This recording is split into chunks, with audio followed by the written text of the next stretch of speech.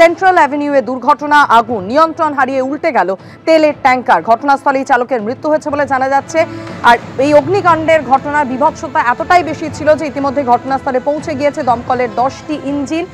গোটা রাস্তায় এই মুহূর্তে বন্ধ রয়েছে যান চলাচল। যে মুহূর্তে অগ্নিকাণ্ডের ঘটনা ঘটে, নিয়ন্ত্রণ হারিয়ে উল্টে যায় তেলের ট্যাঙ্কার, আর তারপর সেই আগুনের লেলিহান শিখা আপনাদের সামনে রেখেছি সেই মুহূর্তের ছবি। ঘটনাস্থলে ইতিমধ্যেই পৌঁছে গিয়েছে দমকলের 10টি ইঞ্জিন। পুড়ে ছাই দুর্ঘটনাগ্রস্ত তেলের ট্যাঙ্কার।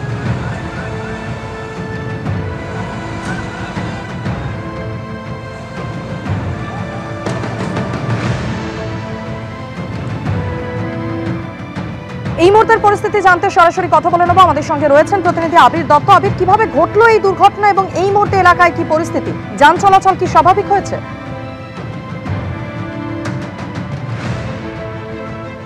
তো ভয়াবহ এই যে ঘটনা ঘটেছে এখানে, এবং ইতিমধ্যে আমরা দেখতে পাচ্ছি তেলের যে ট্যাঙ্কারটি সেখান থেকে ধোঁয়া এখনো বেরোচ্ছে। সেটা সরিয়ে ফেলার কাজ যুদ্ধকালীন তৎপরতায় পুলিশের তরফ থেকে করতে হচ্ছে। দমকলে 10টি ইঞ্জিন ঘটনাস্থলে রয়েছে ডিজাস্টার ম্যানেজমেন্ট গ্রুপ। এবং আমরা যেটা দেখছি যেটা ঘটনা, যেটা প্রাথমিকভাবে মনে করা হচ্ছে যে তেলের ট্যাঙ্কারটি সেটি ধর্মতলার দিক থেকে গিরিশ পার্কের দিকে যাচ্ছিল।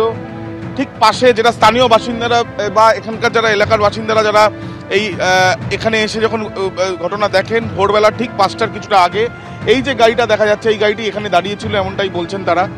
এবং এই তেলের ট্যাঙ্কারটির সঙ্গে এই গাড়িটির সংঘর্ষ হয় এবং তারপর তেলের ট্যাঙ্কারটি উল্টে যায় এবং তারপরে বিকট শব্দ, বিস্ফোরণের মতন একটি শব্দে এখানে দাও দাও করে আগুন জ্বলে ওঠে।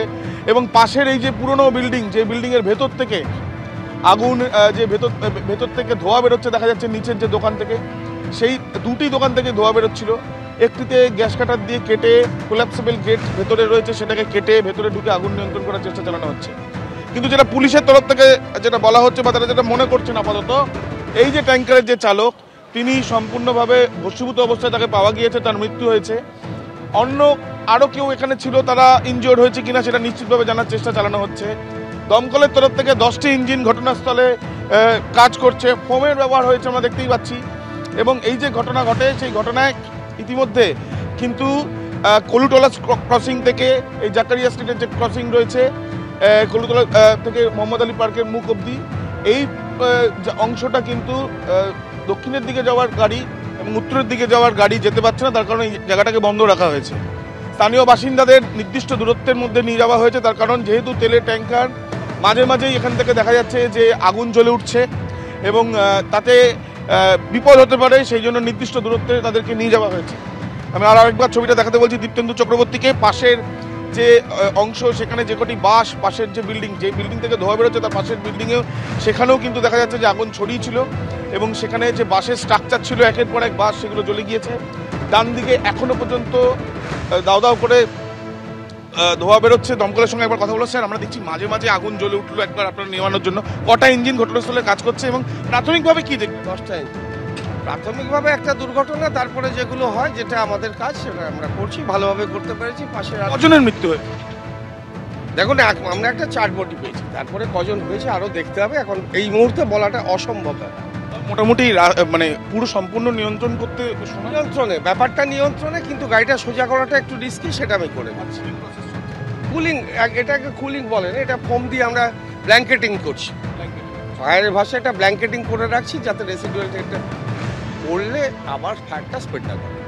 একেবারেই যেমনটা দমকলের তরফ থেকে বলা হচ্ছে যে এই ক্ষেত্রে তারা ব্ল্যাঙ্কেটিং প্রসেস ব্যবহার করছেন যাতে কোনোরকমভাবে আগুন নতুনভাবে না জ্বলে ওঠে বা কোনোরকমভাবে না ছড়িয়ে পড়ে। তার কারণ অলরেডি দেখা যাচ্ছে, মানে ইতিমধ্যে দেখা যাচ্ছে যে এই তেলের ট্যাঙ্কারের সঙ্গে বাদিকে যেখানে আমরা দাঁড়িয়ে রয়েছি, এই যে গাড়িটি, যেটা স্থানীয় বাসিন্দাদের দাবি গাড়িটি এখানে দাঁড়িয়েছিল এবং এর ইঞ্জিন থেকে আরম্ভ করে যেখানে চালক বসেন সম্পূর্ণ এটাও ভস্মীভূত। মানে দেখা যাচ্ছে যে দুটো গাড়ির মধ্যে যখন সামনাসামনি যখন পাশাপাশি যখন ধাক্কা লাগার পরে এইখানেও কিন্তু সম্পূর্ণভাবে জ্বলে গিয়েছে।